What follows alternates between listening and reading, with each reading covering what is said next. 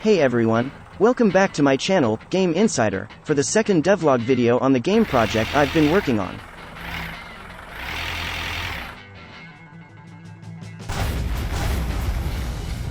First, let me provide you with more details about the concept of the game I'm currently developing.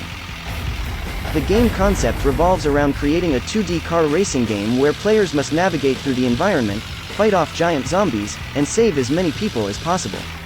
Players will face challenges such as time constraints, physical obstacles, and environmental factors while simultaneously battling against zombies who are determined to hinder player progress. To overcome these obstacles, players can upgrade their vehicles and equip them with weapons as needed.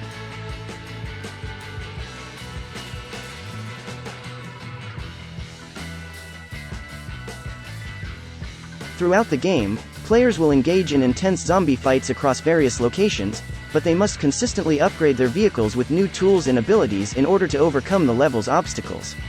The game is inspired by the style of 2D Metal Slug games and incorporates the physics mechanics found in 2D hill climbing games, but with a multitude of additional features.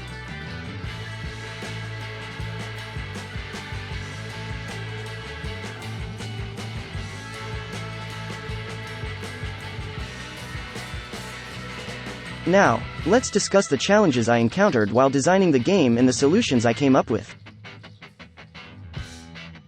When working on a 2D car game, I faced limitations that affected the gameplay. One major problem was the physics of the game. Moving a car at high speed to the right or left would require scrolling the camera too extremely, which could exhaust the player's eyes and even cause nausea.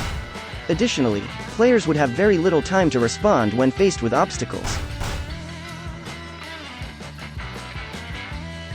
Another limitation was dealing with multiple cars in a scene. Should there be collisions between cars? Can a car bypass other cars without collision? If a vehicle health system is implemented, collisions between cars would need to be accounted for, and a way to allow the player's car to bypass others would need to be found. Otherwise, every car in the player's way would have to be destroyed to progress to the end of the level. To address these issues, I spent a lot of time brainstorming solutions and finally came up with some ideas. For the first problem of fast camera scrolling, I decided to implement a camera zooming system that adjusts according to the player's speed. When the player's speed exceeds a certain threshold, the camera will zoom out slightly, and when the speed decreases below that boundary, the camera will zoom back in. This will help mitigate the exhaustion and discomfort caused by extreme camera scrolling. As for the second issue, I chose to implement a health system for the vehicle body, which required adding collision boundaries to the cars.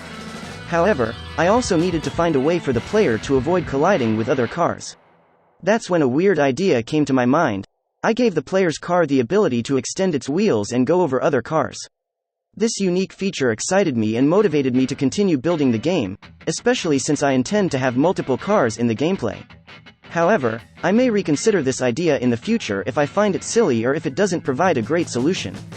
I've been working on the game for few months, during which I created so many systems which I will cover in future videos, but in the rest of this video, I'll be talking about the progress I made to the game in the past 2 weeks.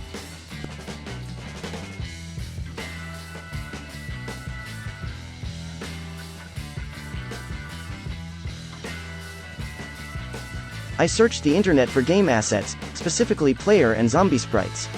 Unfortunately, I couldn't find exactly what I was looking for in terms of art style or zombie sprites with a skeleton structure that could be reassembled and rigged. However, I did come across the website craftpix.net, which provided decent sprites that met most of my requirements. In addition to sprites, I was also in need of city street and building assets to design and build the level scenes. While there were plenty of city builder pixel arts available, there were few options in a cartoonish art style suitable for a 2D game. After extensive searching and analysis, I finally purchased some art from Game Developer Studio that was specifically for an apocalypse city builder. This art package also included background layers that could be used to create a parallax effect when moved at different rates. It was crucial for me to stick to a consistent art style and theme throughout the game, considering the 2D side view comic or cartoon style in the adventure, shooting, racing, mecha theme. This ensured that I didn't end up with mismatched and unattractive assets that would ultimately lead to failure. During this process, I reached a point where I considered creating my own game art, despite not being an artist. The scarcity of suitable game art options pushed me towards this decision, as the alternative would involve hiring or collaborating with a graphic artist, which would cost thousands of dollars and is currently not feasible for me. While seeking help from artists is not out of the question in the future, it is currently a distant goal. The next step for me was processing the art and preparing it for Unity, as Unity has specific format requirements for importing assets. Once imported into Unity, I began creating and rigging zombie characters, as well as animating them. I also added necessary components such as collision boxes and rigid bodies, and created the character AI to control their movement, attacks, and following behavior. Face animation was a bit challenging since the faces of the characters were not components that could be assembled, but rather one solid sprite. As a result, I had to forego face animation for now until I find a solution.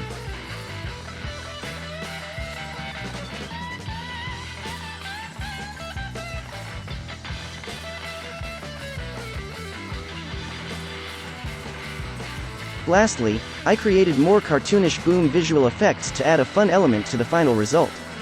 Overall, these past few weeks have been focused on finding and preparing suitable game assets, as well as implementing character animations and AI. The progress is coming along well, and I'm excited to continue working on the game.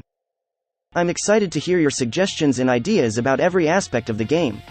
I would be thrilled to incorporate them into the game, so please leave your comments below and don't forget to subscribe to the channel.